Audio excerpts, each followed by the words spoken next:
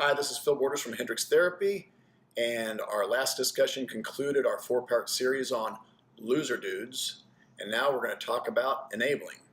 Now, before we discuss enabling, we're going to go over a couple of premises. These are pretty simple premises that I think we'll understand.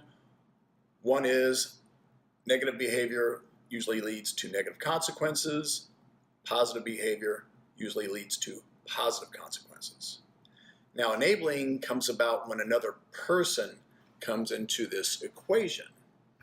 Now, there's positive enabling, believe it or not, and there's negative enabling. The positive enabling is where we provide an environment such as our loved one will not only reap positive consequences from positive behaviors, but also will suffer negative consequences from negative behaviors. For example, if we're a parent, we want to show our kids a loving, supportive environment where they grow and learn and become good people. We also want to have them suffer consequences of their behavior. So if little Johnny throws mashed potatoes on Susie, then little Johnny cannot have dessert. He has to go to timeout.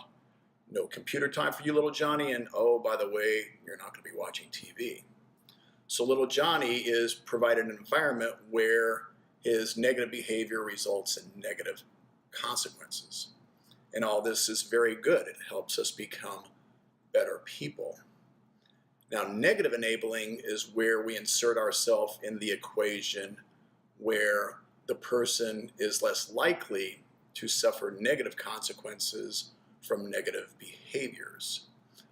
An example of this would be my daughter who's on meth and she's out of money. So I give her 20 bucks in hopes that she will buy food and not more drugs.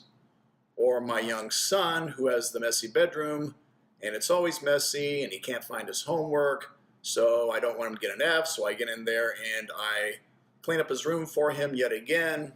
And he finds his homework, doesn't get the F, but he continues to leave his home messy and his room messy. Or the husband who likes a clean house, but he throws his stuff everywhere and he leaves his dishes out and I'm constantly picking up after him. So he always has a clean house, but he continues to be messy. So if you don't allow me the negative consequences, no reason for me to change. So why do people do this? Part of it is out of good intentions. And as you well know, the road to hell was paved with good intentions. We don't like to see our loved ones suffer. We don't like to see our loved ones sad. We don't like to see our loved ones in trouble.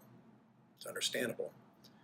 We also don't want to feel sad. We also don't want to feel guilty. So we take the blame and we take the responsibility away from them and we put it on our shoulders. Hence we reinforce their bad behavior because they don't suffer the negative consequences. So part of what we do out of guilt and we do out of our own selfishness.